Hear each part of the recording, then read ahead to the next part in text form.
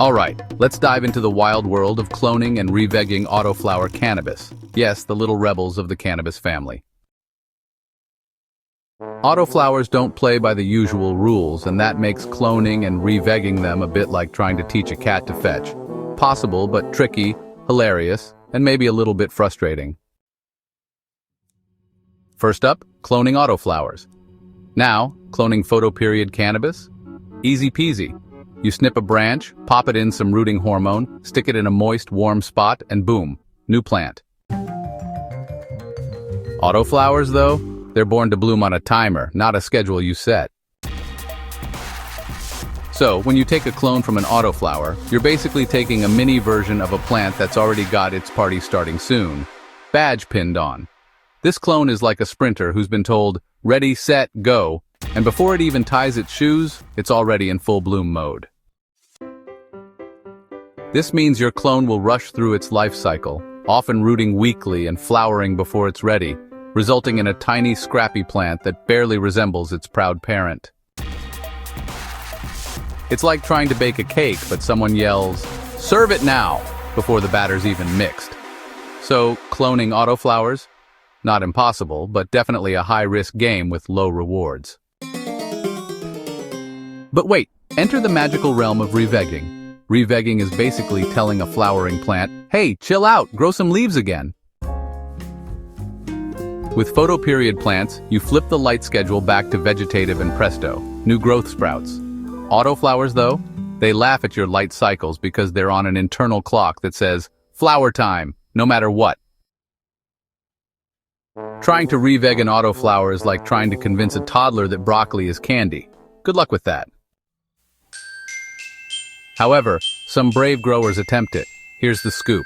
After harvesting your autoflower, leave some lower branches or popcorn buds intact. Those little guys are your best bet for new growth. Then switch your lights to a veg schedule. Think 18 hours on, 6 hours off, or even 24/0 if you're feeling ambitious. Feed your plant veg nutrients, high nitrogen, low phosphorus, and potassium, and keep the environment cozy.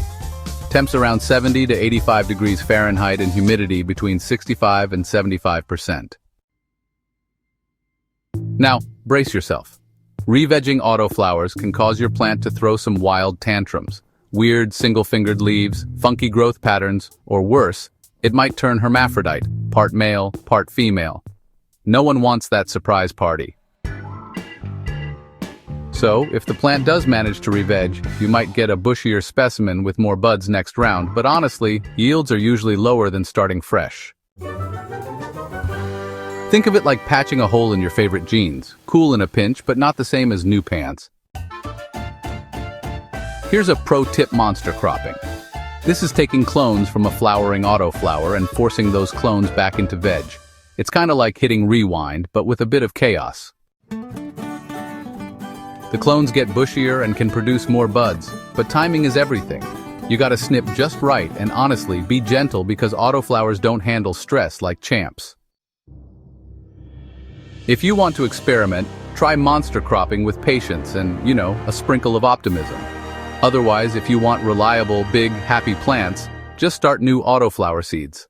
It's less drama and honestly, way more satisfying.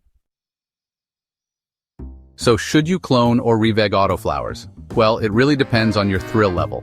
If you like roller coasters, go for it. If you like smooth sailing, stick to seeds and photoperiod clones. In the end, autoflowers are speedy, low-maintenance little dynamos that reward growers who respect their quirks. Cloning and revegging? Possible, but they're the wild cards in your grow deck. Handle with care, have fun, and remember, sometimes the best growth hack is just patience and a fresh seed. If you liked the video or found it useful, please hit the like and subscribe buttons, and tap that notification bell for future videos. Now go forth and grow, you magnificent autoflower wrangler you.